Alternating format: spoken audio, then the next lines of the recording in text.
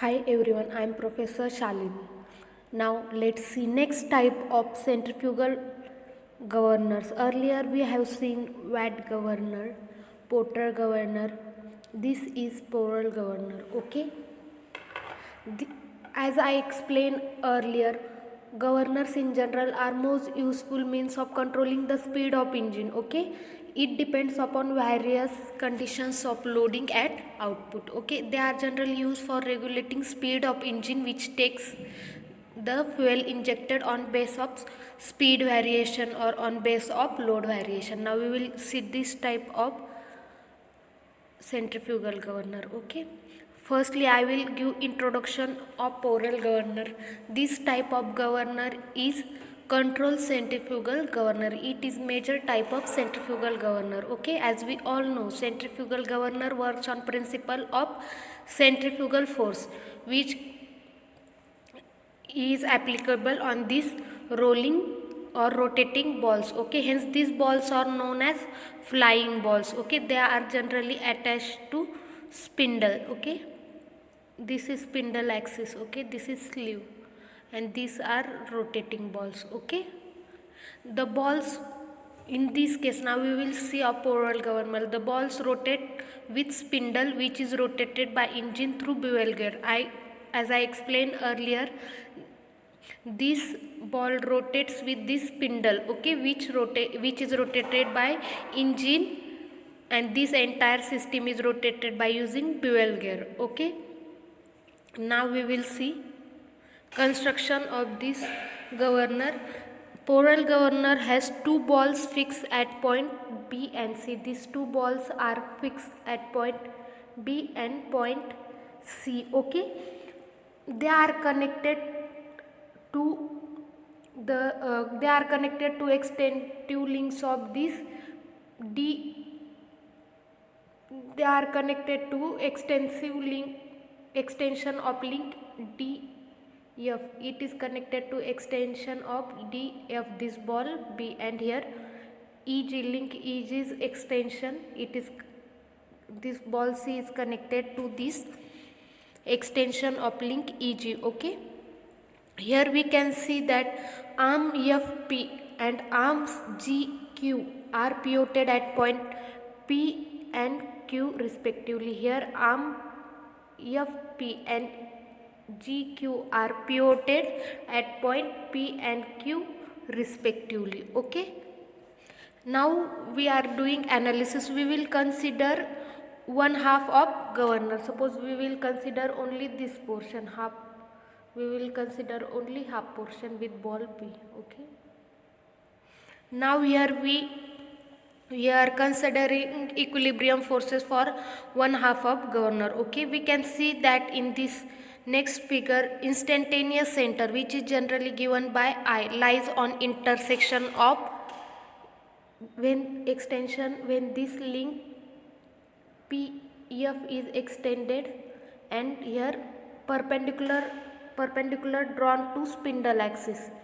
I lies at intersection of line PF produced further and line drawn from point D, that is perpendicular to spindle axis. Okay, that is line perpendicular BM is drawn on this ID. Okay, here BM is drawn on this ID. Okay, next, here as I explained, Porel governor has a ball fixed at B and C to extension of link D, F and EG. Okay, the arms FP and GQ are pivoted at point P and Q respectively.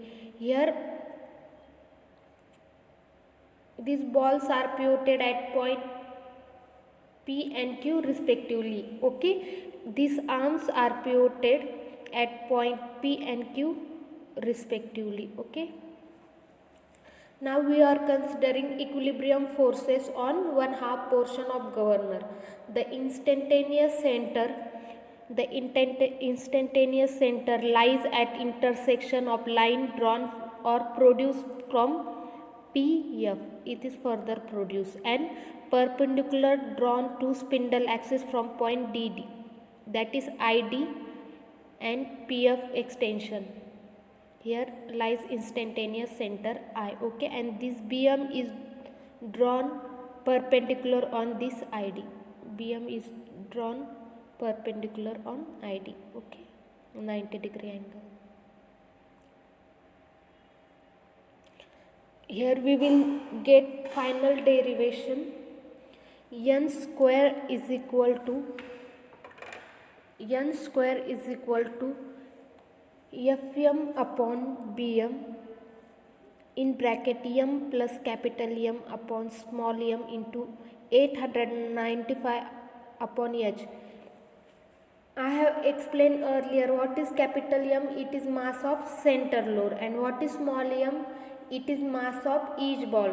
It is mass of each ball. Okay, and capital M is center load, mass of center load. Okay, here, and this H is height of governor. Okay, it is generally given in meters. Okay, now we will see next type of governor, that is Hartnell governor. Okay, we will see Hartnell governor. Okay, now we will see basic of this governor. This is also a type of centrifugal governor. Okay, it is spring loaded centrifugal governor. Okay, it consists of additional springs which are used to apply additional force to sleeves. Additional springs are used so that we can apply additional force to the sleeves. Okay, actually this governor has nut place at the top of spring. It has nut place at top of the spring. Okay, this nut is used to adjust the force of spring. Force of spring can be adjusted by using this type of nut. Okay, now we will see construction of this Hartnell governor. Okay, Hartnell governor has a spindle which is connected to engine. Okay, see here we can see spindle which is connected to engine. Okay, hence as it is connected to engine, it rotates with same speed as that of engine. Okay, this spindle is connected to two flying balls. Okay, here we can see two balls as we have seen in earlier type of centrifugal governor. These balls rotate. Okay, and it experiences centrifugal force when this spindle rotates. These both balls rotates and experiences centrifugal force when this when this spindle rotates. Okay, these fly balls are connected to sleeves by using bell crank lever. Okay, here we use bell crank lever so that these balls can be connected to these sleeves. Okay, these translate sideways motion of balls to up and down motion of sleeve by using rollers. By using these rollers, the up and down motion is transmitted to sleeves. Okay, the upper slides of sleeves have spring which restricts the upward motion of sleeve. Here we can see a spring which restricts the upward motion of this sleeve. The upward motion is restricted of sleeve by using this spring. Okay, this spring also has nut at the top. Why this nut is present at the top? It is used to adjust the force on spring. It is tight when we want to reduce the force. It is kept loose when it is tight when we want more force. It is loose when we want less force. Okay, the sleeve is connected to throttle valve. Okay, through a link mechanism which controls the fluid supplied to engine. To control the fluid flow or fluid supply to engine, this sleeve is connected to throttle valve. Okay, so that the fluid flow can be controlled. Okay, it is a spring loaded governor, consists of two bell crank levers pivoted at point P O to frame. Frame is attached to governor spindle and therefore rotates with it. Each lever carries a ball at the end of vertical arm OB and a roller at the end of horizontal arm OR. A helical spring in compression provides equal down force on two rollers through collar on sleeve. The spring force may be adjusted by screwing a nut upon or down on the sleeve. Okay. Now we will move towards derivation for this centrifugal governor. Okay. Here given m is mass of ball. Okay, mass of each fly balls.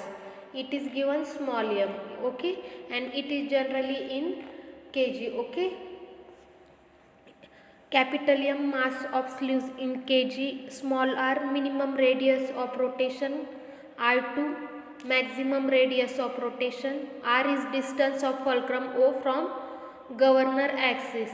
Okay, we will see working of this governor. When load on engine increases, speed of engine decreases. Okay, and hence it requires more fuel to increase its speed. Okay, as speed of engine decreases, rotational speed of spindle, as we all know, this spindle is connected to engine, its speed also get decreased. Okay, due to spindle speed is decreased, the speed of rotation of these balls also get decrease. Okay, and the centrifugal force which is experienced by these balls also get decreased. Okay, so balls come closer to each other. Okay, since sleeves is connected to balls by using this bell crank lever, so this sleeves also moves downward. Okay, and the spring which is located on this sleeve, this spring pushes the sleeve in downward direction. Okay, when the sleeve comes down, the throttle wall, as I explained, this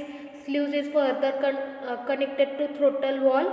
The throttle wall starts opening. Okay, and due to this, working fluid which is supplied to engine gets increased, and we can also increase engine speed. This is working of this centrifugal governor. We will see derivation for this centrifugal governor. Okay,